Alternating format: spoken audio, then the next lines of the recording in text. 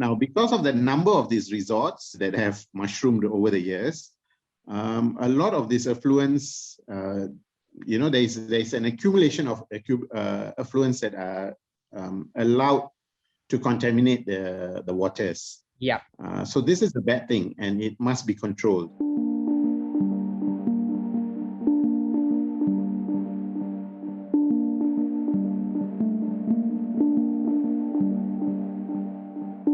Malaysia's holiday islands are often presented as a kind of paradise on earth. Sandy beaches, blue seas, and turtles swimming amidst the coral reefs.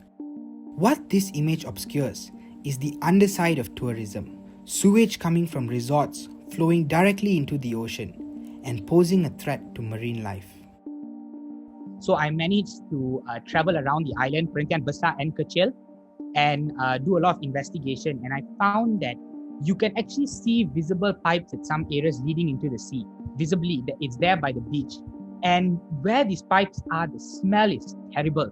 It's really, really bad. It's like you can gag. That's how bad the smell is. I also found rivers, like inland rivers, that were perpetually black. They're virtually black in color with soap suds. And you can visually see the color of the water change. Further out, if you go further, you can actually see that the color is nice, it's pristine, but by the beach, it suddenly becomes discolored, like this weird greenish, orangish, brownish color. The islands on the east coast of Peninsular Malaysia are a popular tourist attraction, with places such as Perhentian and Redang attracting more than 250,000 people a year. This has led to a rise in the number of resorts, many of which are unlicensed. According to an officer from the Besut District Council, resort applications to the Terengganu State Economic Planning Unit, or UPAN, are often rejected due to overcrowding. However, operators continue to run their resorts as unlicensed premises. The state's tourism board agreed, stating that while there are 50 official resorts on the Perhentian Islands, many more unofficial resorts exist.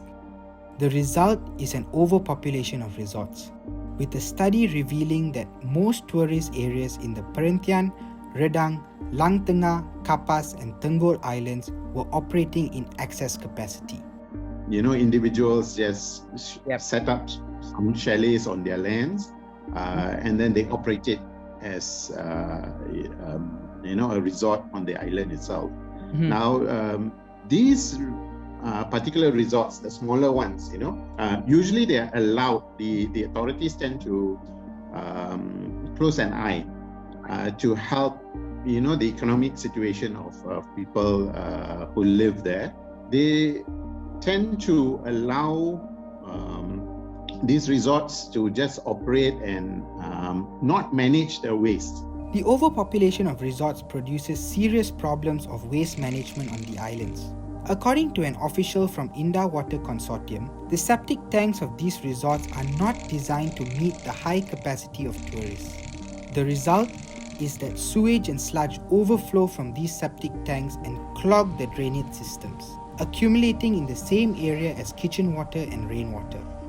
These effluents flow into the sea rather than into designated marine overflow pipes that extend at least 1 to 2 kilometers away from the beach.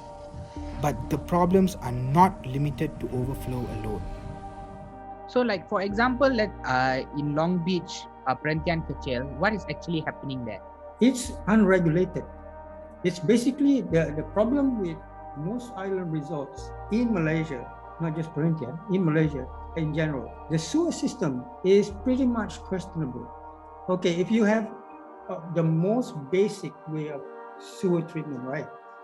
No matter what you say, you spend $1 million, $2 million, $10,000, $100,000 to do a sewer system for your resort, right?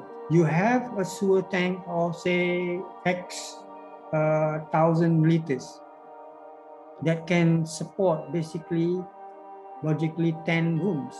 Mm-hmm. You put 100 rooms, what happens? You overload it. So therefore, from my opinion, none of the resorts, except for those who have water treatment, proper water treatment, which I have not encountered one yet that's have really proper water treatment, is practiced in any of the islands.